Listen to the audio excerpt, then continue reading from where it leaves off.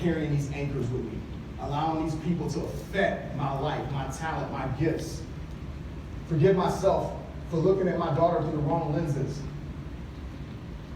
not seeing her for who she was, not truly appreciating what was given to me.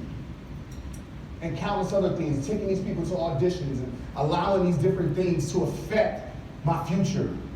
And you say to yourself, well, Chris, how does that apply to our business? What are your anchors? Why? I didn't grow up like that. I had a great family. Okay, maybe that pressure now is you living up to your family name. Maybe it's self-inflicted. Here's the part that was really overwhelming to me. Imagine your business, right? And all the things that you fear in your business. You do know that those anchors is running your business and you're not really running it, right? If it's fear, the fear of those anchors is actually running your business. So the person who projected that on you, their mindset is running your business. It's not your mindset, because your purpose tells you that you can do it. That's a conflict. It can't be both of them. And this will show you just how powerful your purpose is. Even in the midst of you not even knowing who you are, you still get visions. You still get opportunities to meet great people that speak life into you. Even in the midst of you not loving yourself. In your path, people are brought in your path to come remind you of who you are. Remind you of what you're capable of. Despite everything you've been through, all the setbacks, all the failures, all the pressures, still reminding you of who you are. And oftentimes you don't even see it. You can't even process it. You know why you can't process it? Because you don't love yourself. So, if all animals, humans, insects connect through love, why isn't love the foundation of your business? Babies are made from love. Marriages are created from love. Relationships are built from love. Love multiplies. Love gives you a sense of identity, a sense of work, a sense of passion, right? If you love yourself, you feel good about yourself, right? If you feel good about yourself, you have confidence, right? If you have confidence, what else happens? You take risks. You take risks based on your potential. And before you know it, all your tools and all your gifts and talents will start surfacing. And when all that stuff starts to surface, you become infectious. And when you become infectious, you stand aside from everybody. You're different, and people know you're different.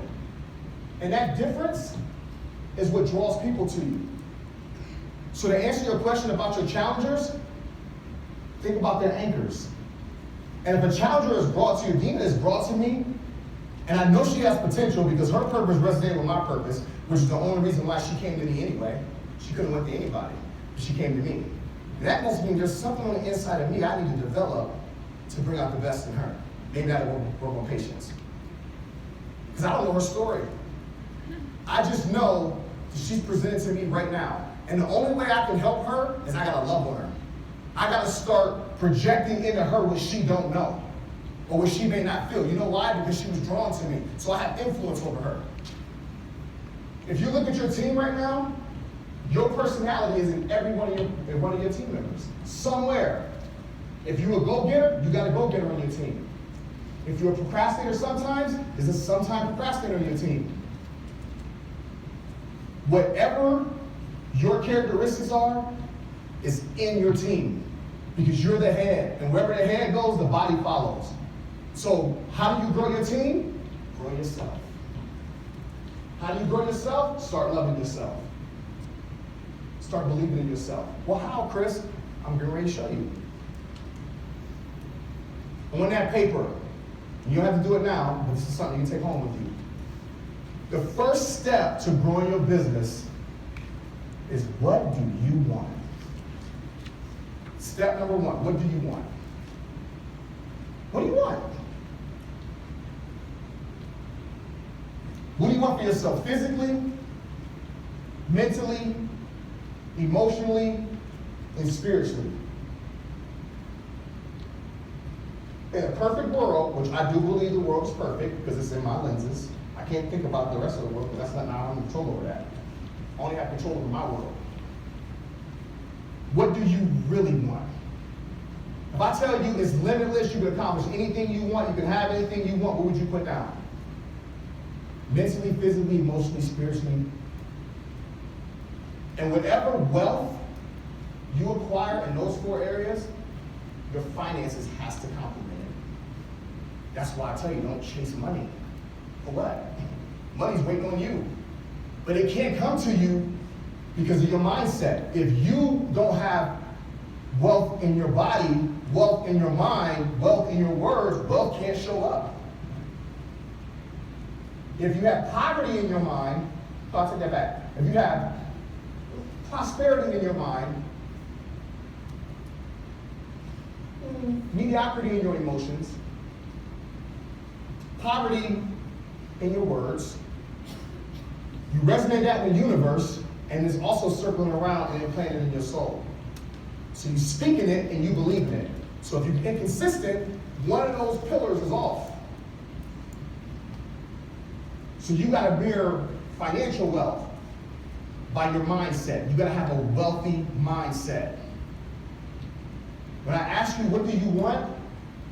Quit being afraid to dream. A wealthy mind does not necessarily mean money. A wealthy mind is happy and positive thoughts. It's a combination of things. Whatever your thoughts are, and you guys can test it for yourself, what's the next thing that connects to your thoughts? Your emotions. Your emotions connect next. And that's when you start to feel, right? If you have a positive thought, you feel good. If you have a negative thought, you feel bad, right? You feel it, like, ah. And then what's the next thing you do? Once you talk about how you feel, you speak it. You speak it to somebody. You say something about it. And when you say something about it, guess what happens? It goes right into the universe. You spoke it out there, and then you convinced yourself of what you just said.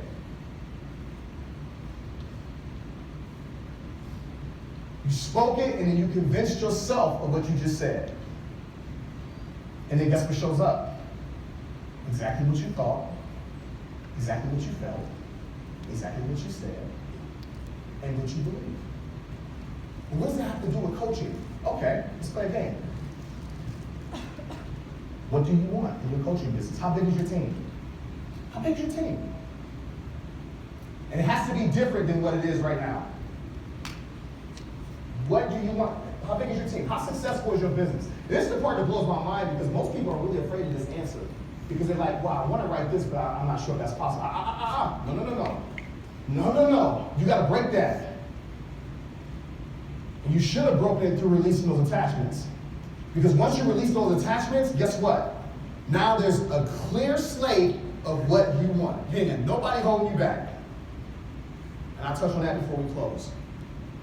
You done forgave people, you done forgave yourself, now you are free to live, free to dream. The anchor is removed, the boat is sailing. And you're free to be expressive. You're free to be vulnerable. This is your dream. And nobody can take that from you. And whatever you write down on that paper, guess what? Where did it come from? It came from within you, which means that's the real you. If you said that all these things in those areas I asked you, and you put the best things possible in those areas, that's the real you that spoke that. That's the you that was in bondage to the anchors, in prison to the anchors. That's the you that was reminding yourself that there's so much more inside you. Come on, release me from these anchors so I can help you. If it's physically, everything in your body got to represent wealth. Everything you put in your mouth got to represent wealth. Now, I know Thanksgiving is coming. Okay, let's talk about it. Let's talk about it. Those are the days where you do it's Thanksgiving. Come on now. Let's just be honest. And then Christmas is coming up. Y'all got Christmas parties and all that. Just use wisdom. Enjoy yourself. All right? But the other days other than that, you got to be adamant about this new you. This new business you have. So let's talk about the business physically. Let's just say you like, all right, Chris, I'm a 5-figure coach. I want to be a 6-figure coach or a 7-figure coach. Okay. What does that look like? How do you dress as a 6-figure coach? How'd your kids dress? Where do your family go on vacation? Where do you live? How do you live? What's the atmosphere in your home? Because you make 6 figures now, you have a little bit of financial freedom. Your kids happy? Is there a balance between work and family? Is the husband happy? The wife happy? You guys, like, are you in that? Is it blissful in that thought? You watch that in your mind. You watch it. You see these things. Because it has to be something different than when you were making 5 figures, or if you were a 6-figure coach, you want to be a 7-figure coach. You have to do something different, which means, guess what? You got to treat your spouse differently. Because it's got to complement that. It's got to complement what you wrote. You got to treat your kids differently. And how do you treat your kids differently? By speaking to them from the mindset that you now have. Maybe it's an extra hug, an extra kiss before you go to bed. Maybe you're telling your kids more about dreams or something like that. Whatever it may be, that's your choice. But it's got to be different because you're a different person. You're not the 5-figure coach no more. You're a 6-figure coach, which means your behavior should have changed for the good. Right? And then your team. My team's not that big. No, it's a 6-figure coach. Turn on that computer screen, there's nobody on it. I'm so proud of you guys. You are doing outstanding. I just love the direction our team is going. Guys, keep killing it. I'm so proud of the fact that you have owned who you are and you're helping other people develop their truest potential and their talents. I love you guys. I believe in you. Thank you for making me a better coach by being consistent and just by helping me share my talents and my gifts with the world through you. Now, it's important that you guys own your identity. Remember, start with self-love. Help people see who they really are. I'm speaking to somebody that's not even there. Don't matter. My words is there. My emotions is there. When I was in that trouble and rock bottom, I would walk around my basement talking like that. But 2 years later, now I'm speaking to you guys, team calls, won a Canada next year for a big convention with Les Brown's team. But I did it when nobody was there. I believed it when nobody was there. I spoke it in the same passion as I'm speaking right now, when nobody was there. You know why? Because that's where I wanted to be. And I knew that all I had was my imagination, because physically wasn't complementing what I was believing for. I was in a transition. And here's the crazy part. The difference between my life now and then, it's not Beachbody. That's not the difference. You know what the difference is? My perspective changed. When my perspective changed, guess who showed up? Beachbody showed up. They could have never came if I would have never changed my mind. They would have never came if I was talking to that screen with nobody there. They couldn't come. So my question to you is, your team, the team you want to grow, they're waiting on you. The people are waiting on you based on what you think, how you feel, what you say. Here's another thing. If you start projecting how big your team is, all over the world, people are going to start taking a step closer to you and a step closer. And the moment you say something negative about your team, it's not growing, they take a step back. Oh, things are going better now, I can see hope in this, they step forward. How many people do you have doing this that should have showed up a long time ago? Because you called them forth. Every last one of you guys that are here, I called you here. I called you here when nobody was here. Think about that. Some of us could have been successful a long time ago, but because of not knowing who we are, through self-love, living unconsciously, you spoke things that was holding you back all along. You held on to anchors that was preventing you from being your absolute best all along. So now you have the thoughts in your business of what you want, right? You have the thoughts. You're visualizing that 6 or 7 figure lifestyle you want.